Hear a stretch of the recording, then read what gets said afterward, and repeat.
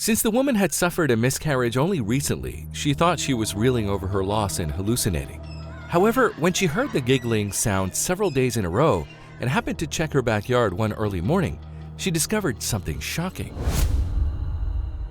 Melanie and Drew Brooks had been trying for a child for years, but unfortunately every time good news knocked on their door, the bad news followed soon after. Melanie had had several miscarriages over the years, and at one point Drew had lost faith they could ever have children.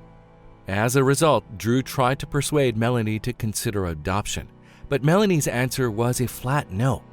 She said that she wished to experience the joys of parenting and the warmth and love of a new life growing within her.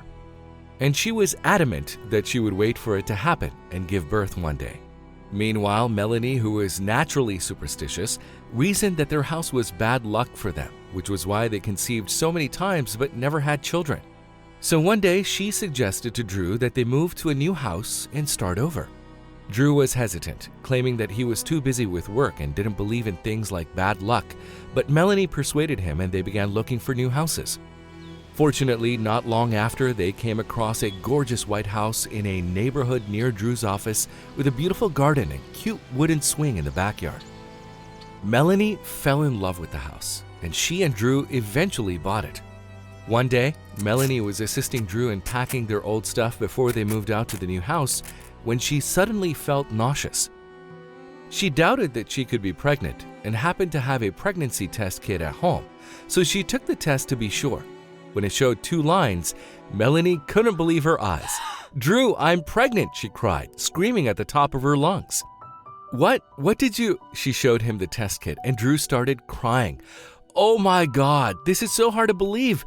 I hope everything goes well this time." "It will, Drew," Melanie assured him. "We're moving to a new house, and the positive energy of a fresh start has already begun to bear fruit. Let's keep it up, okay?" Later that day, they went to Melanie's gynecologist for a regular checkup. Dr. Smith confirmed Melanie's pregnancy, but the most reassuring news for the pair was that both the baby and the mother were okay, and the reports were normal. Melanie and Drew were over the moon. While looking for new furnishings for their new house, they decided to refurbish one of the bedrooms as their future kid's bedroom, and Melanie began shopping for all kinds of stuff she wanted for their baby. They had sold their former flat and were staying with Drew's parents at the time. The grandparents-to-be were equally excited about the arrival of a newborn, and they were all hoping it'll go well. But unfortunately, when Melanie was 19 weeks into her pregnancy, she experienced a sharp pain in her abdomen one day. At first, she dismissed it as a regular pain and took a painkiller, but the medicine didn't show any effect. The pain got worse, and by the time Drew's parents took her to the hospital, they found out that Melanie had experienced a miscarriage again for the 4th time. This time, her condition was worse, and she was admitted to the OT. When Drew arrived at the hospital from work, Melanie was in her ward after surgery unconscious. The worst part was that their children's room, which had been planning for months, was almost finished, but no child was coming home with them. After getting discharged from the hospital, Melanie told Drew that she wanted to live alone in their new home and that she didn't want to see or visit anyone, including Drew's parents.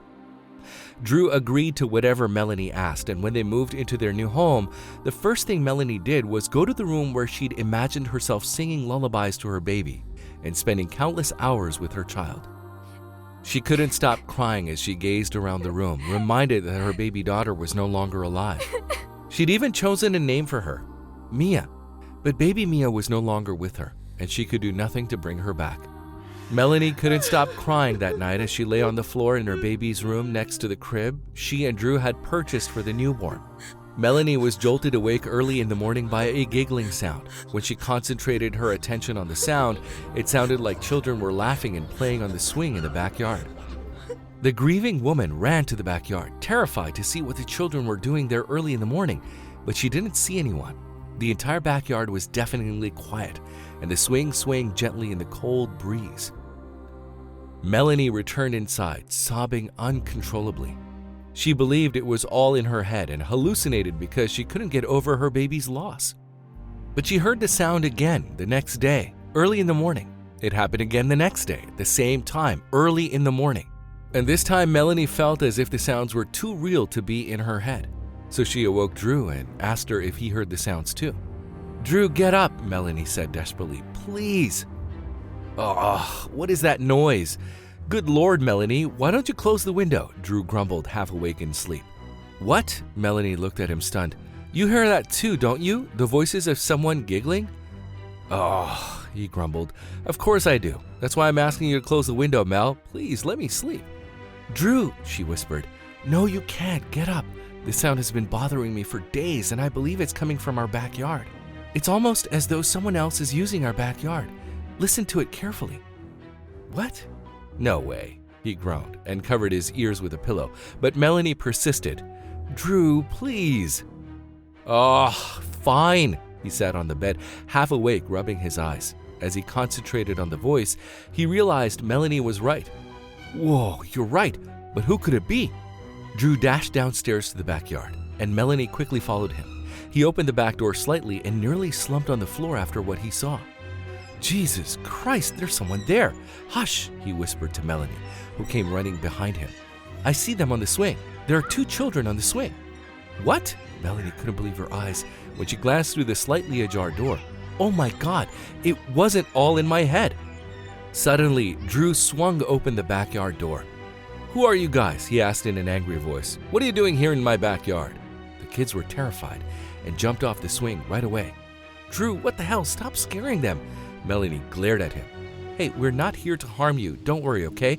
We just want to know what you're doing here at this hour," she told them gently. The kids looked at each other. Then the boy spoke up. "Do you promise you won't report us to the cops?" "Police?" Melanie wondered. Well, no, we won't tell the police, I guess," she said, looking at Drew. "But be honest with us. Don't you two come here daily? I've heard your laughs multiple times." "I'm sorry," the boy said. "I'm Luke and this is my sister Eve. I'm the elder one. I'm 8 and she is 5. We used to live in this house, but we were sent to an orphanage after our parents died. We miss them a lot and our rooms too, so we decided to come here. He paused. "We run away from the orphanage every night when the nurses are sleeping to come here, and we go back before they wake up." "But guys," Drew said, "that is not right. How about we..." He wanted to tell Melanie that they could adopt the children, but he knew she wouldn't be ready for it. So all he said was, "You can come here and play whenever you want, okay? Right, Melanie? After all, it was once their home and they missed their parents." "What? Oh, okay, as you wish," she said. Suddenly, Eve approached them both and took their hands in hers. "Thank you for helping Luke and me. Mommy and Daddy were just like you. They never stopped us from playing here." Melanie's eyes welled up with tears as she watched the children leave that day. She wanted to take them in, but her heart wasn't ready for it just yet. So every time the kids came to play, she would sit quietly in her backyard and watch them. But by the month's end, she grew to like them so much that she would join them in their games. One day, Drew noticed her happy and playing with the kids, and he proposed to her that they could adopt them. She immediately agreed. And Drew couldn't believe Melanie had finally opened up her heart to Luke and Eve. He was glad she was finally over grief. The adoption process began a week later, but it was extremely time-consuming.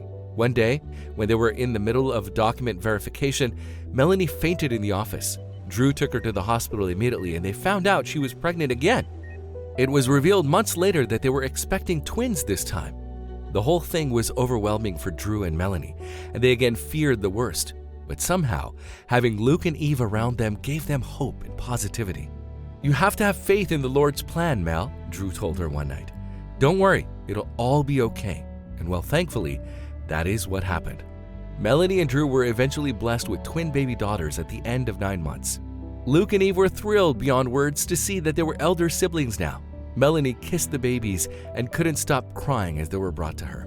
Later, when the babies were finally home after discharge from the hospital, Daddy Drew added 2 more swings in his backyard for his 2 baby girls, Mia and Cindy.